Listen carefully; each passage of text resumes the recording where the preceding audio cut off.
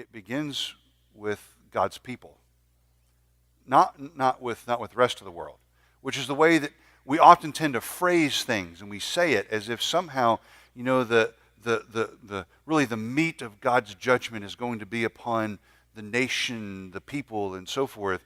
And we fail to realize that, the first eye that God casts is toward his own people. Because the health of a nation is directly correlated to the health of God's people within that nation. I mean, spiritually, a nation can't be healthy if we as a body are not healthy. I mean, if God's people aren't healthy and strong, we can't expect a nation or a country to be strong morally or in any other way. And it doesn't take too long to read things and to just to be aware of things, to realize that the body is not all that healthy in our nation. It's not as healthy as it should be. It's not as spiritually strong as it could be. I mean, we have all kinds of things happening that makes the news. Was sitting in office this week, and Monday morning ran across an article in Mississippi. A young man was shot in the church parking lot.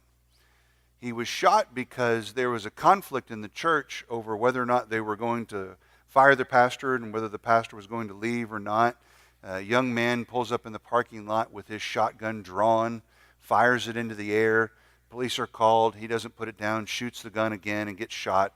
And this young man is killed over a conflict in a church, over a conflict in the church. And you look at that and you think about this and you think to yourself, in one way we look at that and we go, well, geez, here we go again. But that's part of the problem, isn't it? I mean, part of the problem is that our expectation of what God's people should be and could be has so been lowered that when we read things like this, we sort of shrug it off as if, well, there it goes again. But what we don't realize is that what should be happening on the opposite end, which is the power and the strength that God has placed in the body of Christ to make a difference in the world around us. That's what we ought to be seeing. And in some senses, we have sort of lowered our expectations to the point that, when we hear things like that, I mean, to me, it broke my heart. I mean, it was just absolutely ridiculous that the world has to be reading about people in a church acting this way, to the point that they're ready to draw guns over a conflict that they can't resolve. And how ridiculous it is that God's people have got to come to this point.